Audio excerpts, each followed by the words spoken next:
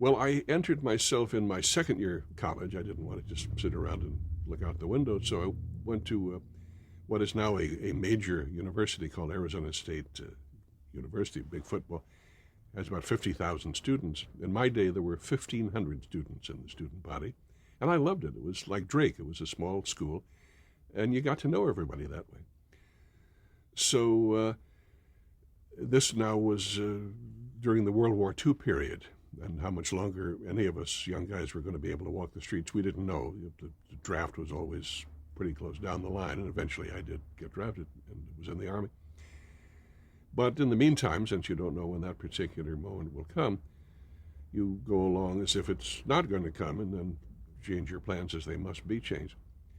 So I attended auditions, or asked for auditions, and was given them at some local stations in Phoenix. And one of the stations called me back and offered me full-time work. And I thought, I'll have to quit school, and I don't like to do that. But on the other hand, if I don't take this job, I'll probably be back here 3 years later looking for the same job. So what the hey, I'll quit. So I never was in a school on a formal basis after that. Yes, that was my first full-time job. I had done a little amateur work or semi-pro work in Phoenix at station KPHO. I had a pal from high school days, and we're still friends, a fellow named Ted Edmondson, very good-looking gentleman who's a singer, sort of a cowboy-type singer, a nice voice, played guitar, and I played the piano. And we had done a little entertaining together. So, but you're right, the first full-time, really professional job was at KOY, and my 3 years there were very happy. Well, I was hired as an announcer, which is the least demanding job known to human history.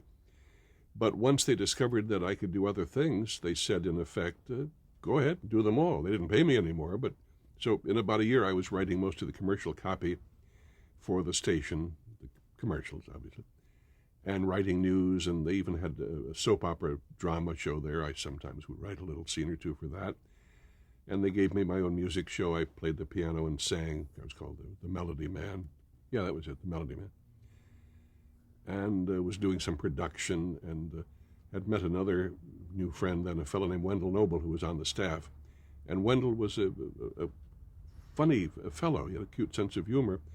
So we got together and did a comedy act around Phoenix. We'd play little dinners and dances and clubs. We had such great experiences as one night we were entertaining at Luke Field, which was a training base for pilots during the war. And we were told by the major that hired us that we were to be the entertainment for a graduating class of young flyers. So great. I think it paid $75, and that was big money to us anyway in those days.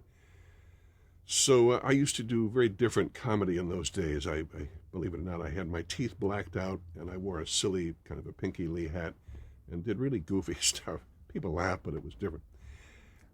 So Wendell came out and sang, and the audience loved his singing. And then he said, now here's my friend. And I wasn't introduced to Steve Allen. I was called Claude Horribly. I think that was my silly last name.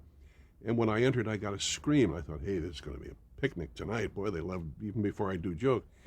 Well, the next 12 minutes were a nightmare because not a single joke got any laugh at all. I don't mean weak laughter or bored, snoring or whatever. No sound whatever. And I look out, they're still smiling at us. I thought, what the hell is this? So when you're a comic and you're getting no laughs, you go into a kind of a Twilight Zone daze. You keep your mouth moving. You're a professional. But by the time you walk off stage, you're dazed. So here the mayor comes up to us backstage and says, hey, guys, you're great. Here's your check. Beautiful. I'll call you soon. I said, what do you mean beautiful? They didn't laugh. He said, how could they laugh? They're all from China. They were a young class of Chinese flying cadets.